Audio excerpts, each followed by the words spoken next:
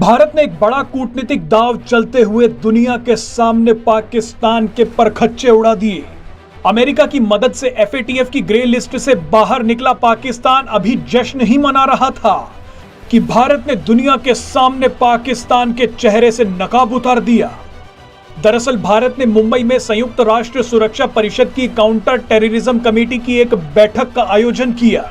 इस बैठक में संयुक्त राष्ट्र सुरक्षा परिषद के 5 स्थायी और 15 अस्थायी देशों के प्रतिनिधि मौजूद थे, लेकिन इन सभी के बीच अचानक भारत ने पाकिस्तान के एक आतंकी का ऑडियो चला दिया।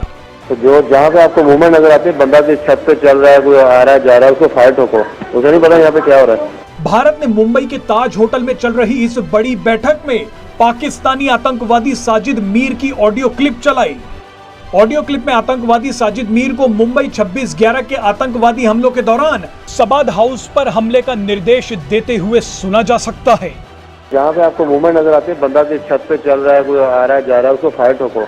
ये ऑडियो क्लिप चलाकर भारत ने पाकिस्तान के मुंह पर जोरदार तमाचा मारा है। आप यहाँ भारत की कूटनीति देखिए कि मोदी सरकार ने उसी ताज होटल में पाकिस्तान की धज्जियां उड़ाई, जिस होटल को पाकिस्तानी आतंकवादियों ने मुंबई हमले के दौरान निशाना बनाया था।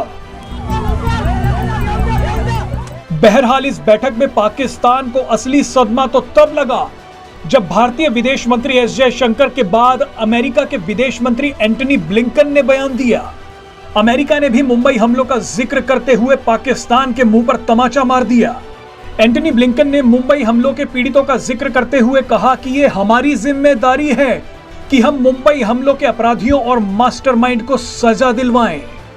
We have a responsibility to the victims and to people everywhere to bring justice to the perpetrators of the Mumbai attacks, including their masterminds. मजे की बात देखिए कि पाकिस्तान की ये बेइज्जती चीन की आंखों के सामने होती रही। पाकिस्तान और चीन वो देश हैं जो आतंकवाद को अंतरराष्ट्रीय कूटनीति में हथियार की तरह इस्तेमाल करते हैं। आपको याद होगा कि संयुक्त राष्ट्र सुरक्षा परिषद की बैठक में चीन ने पिछले 5 महीनों में पाकिस्तान के 5 खूंखार आतंकियों को बचाया है। हाल ही में चीन ने मुंबई 26/11 आतंकी हमलों के मास्टरमाइंड हाफिज सईद के बेटे हाफिज तलहा सईद को ग्लोबल टेररिस्ट घोषित होने से बचा लिया था। चीन ने इसके लिए वीटो पावर का इस्तेमाल किया था। बहरहाल आपको बता दें कि भारत के विदेश मंत्री एस जयशंकर ने इस बैठक में पाकिस्तान को उठा कर पटका। उन्होंने कहा कि मुंबई में आतंकी हमला हुआ था, आतंकी पड़ोस से भारत में आए और 4 दिन तक मुंबई को बंधक बनाए रखा। सैकड़ों लोगों की जान गई, लेकिन इसके बावजूद मुंबई आतंकी हमले के मास्टरमाइंड और प्रमुख दोषियों को अभी तक सजा नहीं मिली। जयशंकर ने आगे कहा कि हम 26/11 आतंकी हमलों को कभी नहीं भूलेंगे। लेकिन अब आपको एक ऐसी खबर बताएंगे जिसे देखकर आपको अंदाजा हो जाएगा कि दुनिया में हिंदुओं की ताकत और पहचान क्या है। लिबरल गैंग के लोग, फर्जी बुद्धिजीवी और ह्यूमन राइट्स वाले ये खबर बिल्कुल नहीं देखें। दरअसल अमेरिका के पूर्व राष्ट्रपति डोनाल्ड ट्रंप ने एक ऐसा ऐलान किया है जिसने पूरी दुनिया को हैरान कर दिया है। आपको बता दें कि 2024 में अमेरिका में चुनाव होने वाले हैं और डोनाल्ड ट्रंप एक बार फिर अमेरिका का राष्ट्रपति बनना चाहते हैं। डोनाल्ड ट्रंप ये जानते हैं कि अब अमेरिका का राष्ट्रपति बनने के लिए हिंदू समुदाय के लोग कितने जरूरी हैं। डोनाल्ड ट्रंप ने कहा कि अगर वो 2024 में राष्ट्रपति पद का चुनाव जीत जाते हैं तो वो अमेरिका की राजधानी वॉशिंगटन DC में एक हिंदू होलोकॉस्ट स्मारक बनाने वाले प्रस्ताव का समर्थन करेंगे। इस हिंदू होलोकॉस्ट स्मारक में यह बताया जाएगा कि किस तरह से अलग अलग जगहों पर हिंदुओं का नरसंहार हुआ, कैसे हिंदुओं पर अत्याचार किए गए, चाहे फिर वो कश्मीरी पंडितों का नरसंहार हो या फिर पाकिस्तान और अफगानिस्तान में हिंदुओं का नरसंहार। डोनाल्ड ट्रंप ने यह भी कहा कि अगर वो राष्ट्रपति बनते हैं तो भारत और अमेरिका के रिश्तों को नई ऊंचाइयों तक पहुंचा देंगे। डोनाल्ड ट्रंप जानते हैं कि बाइडेन प्रशासन के गलत फैसलों के चलते भारत और अमेरिका के रिश्तों के बीच थोड़ी खटास आई है।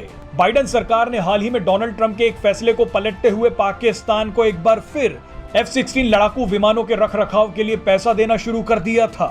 डोनाल्ड ट्रंप अब इस मुद्दे पर भी बाइडेन सरकार को घेरने की तैयारी कर रहे हैं। आपको बता दें कि भारत और अमेरिका में रहने वाले भारतीयों के बीच डोनाल्ड ट्रंप की छवि काफी अच्छी है। डोनाल्ड ट्रंप इस बात को जानते भी हैं, इसीलिए वो अपने चुनावी मुद्दों में इंडियन अमेरिकन्स का बार बार जिक्र करते हैं। हाल ही में डोनाल्ड ट्रंप की एक वीडियो भी सामने आई थी जिसमें उन्होंने अपना एक चुनावी नारा दिया। डोनाल्ड ट्रंप ने हिंदी में नारा दिया कि भारत अमेरिका सबसे अच्छे दोस्त। बहरहाल आपको बता दें कि यह दावा किया जाता है कि डोनाल्ड ट्रंप और रूस के राष्ट्रपति व्लादिमीर पुतिन के बीच भी काफी अच्छे संबंध हैं।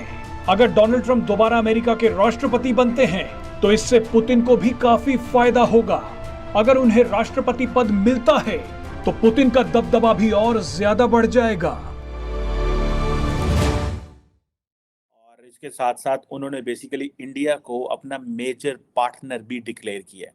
And Pakistan does not exist in this defence strategy. इससे पहले आपको पता व्हाइट हाउस का हमने एक जो उनकी स्ट्रैटेजी आई थी उसको भी डिस्कस किया था, लेकिन ये डिफेंस स्ट्रैटेजी जो है इसमें उन्होंने they have main streamed India को उन्होंने अपना मेजर डिफेंस पार्टनर और ये कहा है कि हम उसकी एबिलिटी जो है वो इन्हेंस करेंगे। मैं इसके ऊपर भी डिस्कस करता हूँ कि जो है ईस्टर्न इंडियन ओशन में क्या कह रहे हैं वो, वेस्टर्न इंडियन ओशन में वो क्या कह रहे हैं। लेकिन before that I want to highlight कि वो क्या उनके चार हाई लेवल प्रायोरिटीज़ वो क्या हैं। फर्स्ट ऑफ ऑल वो कह रहे हैं कि जी हमने अपना घर डिफेंड करना है, ठीक है जी। और वो जो है वो अपना घर डिफेंड किससे करना है? पीपल्स रिपब्लिक ऑफ चाइना से, ठीक है जी। मल्टी डोमेन थ्रेट है, उसमें जारी बात है वो फिजिकल अटैक की भी कह रहे हैं बात, वो इंटरनेट इंफ्रास्ट्रक्चर की बात भी कर रहे हैं, वो सोशल फॉल्ट लाइंस जो इंडिया अमेरिका के अंदर हैं, पॉलिटिकल फॉल्ट लाइंस अमेरिका के अंदर हैं। देन आपको पता है ये 5G का मसला बना हुआ है कि कहीं जैसे फॉर एग्जांपल डोनाल्ड ट्रंप के इलेक्शंस में जब ये हुआ था कि जी रशियन जो हैं उन्होंने पेनिट्रेट किया है हिलरी को हराने में। और अगर आपको याद हो कैम्ब्रिज एनालिटिका का एक वाकया हुआ था कि किस तरह स्विंग वोटर्स को उन्होंने कैसे इन्फ्लुएंस किया था और वो सारी बातें। सो बेसिकली जब वो ये बात करता है कि डिफेंड करना है होमलैंड को और multi domain threat pose by the People's Republic of China, not by the Soviet Russia की बात नहीं वो कर रहे हैं। वो समझ रहे हैं कि चाइना की अब ज़्यादा कैपेबिलिटी है, कैपेसिटी है कि वो हमें वो कर सकता है। जो सेकंड उनका जो मेजर टॉप लेवल जो उनकी प्रायोरिटी है वो ये है कि हमने जो स्ट्रेटेजिक अटैक हैं अगेंस्ट अमेरिका, इसके इत्तेहादी और इसके जो पार्टनर है उनको खिलाफ हमने डिटर करना है। अब अमेरिका और इसके तो जो इत्तेहादी हैं, एलाइज हैं, वो तो यूरोप है, अमेरिका है, जापान है, साउथ कोरिया, ये मालिक है, और पार्टनर में इंडिया भी आता है, ठीक है। ये बड़ी इंपॉर्टेंट चीज़ है। देखिए कि ट्विटर में ये क्या हो रहा है।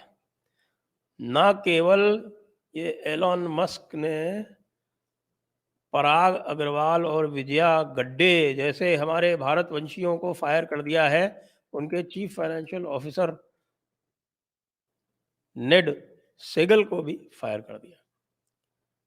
और तो और आपको जानकर पता नहीं हर्ष होगा या परेशानी होगी, ये इसके ऊपर वैसे तो जयपुर डायलॉग्स आप देख रहे हैं, उसके सब्सक्राइबर हैं, तो मुझे लगता है हर्ष ही होना चाहिए कि ये पराग अग्रवाल और विजया गड्डे वो कहने को तो हिंदू हैं, कहने को तो ये भारतवंशी हैं, लेकिन ये पूरा का पूरा एजेंडा चलाते किस चीज़ का था?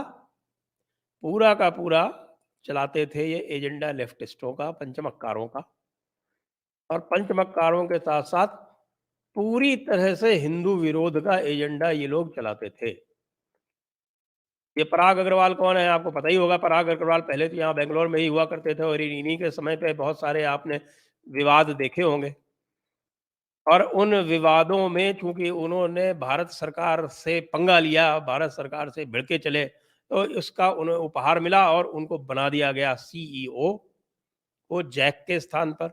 लेकिन इस सबके पीछे जो ताड़का थी, असली ताड़का थी, वो थी विजया गड्डे। विजया गड्डे या गाड्डे जिसको कह रहे हैं लोग, कि कुछ लोग गाड्डे प्रोनाउंस कर रहे हैं, कुछ लोग गड्डे कह रहे हैं, और ये भी कर्नाटक से ही आती हैं, नाम से ही आप समझ सकते हैं। तो इनो देवी जी ने तो भाई हद कर दी थी। इनो देवी जी ने तो कोई भी थोड़ा भी इनको लगता था कि यह राष्ट्रवादी है या ये है किसी भी प्रकार से हिंदुत्व का समर्थन करता है या अपने हिंदू होने पर इसको गर्व है, तो या तो उसको सस्पेंड कर दो, और सस्पेंड कर दो थोड़ा बहुत भी उसका बहाना लेके, बिल्कुल अलग अलग पैरामीटर्स। मान लीजिए किसी कोई मुल्ला है और वो गाली दे दे के लोगों को कह रहा है कि तू काफिर है, तू जहन्नुम जाएगा और तेरा सर तन से जुदा हो जाएगा, तो उसको तो कुछ नहीं होगा। लेकिन कोई रिएक्शन कर दे, जैसे कि नूपुर शर्मा ने किया था, या जैसे नूपुर शर्मा की सपोर्ट में लोगों ने किया था, कई सारे अकाउंट तो इसलिए सस्पेंड हो गए कि उन्होंने केवल नूपुर शर्मा का सपोर्ट किया था। और तो और मेरे जैसे अकाउंट, यानी कि मैं आपको बताऊं कि मेरे अकाउंट पे 1000 से 1500 हर हफ्ते, इतने तो बढ़ते ही बढ़ते थे कम से कम, जो फॉलोअर्स थे।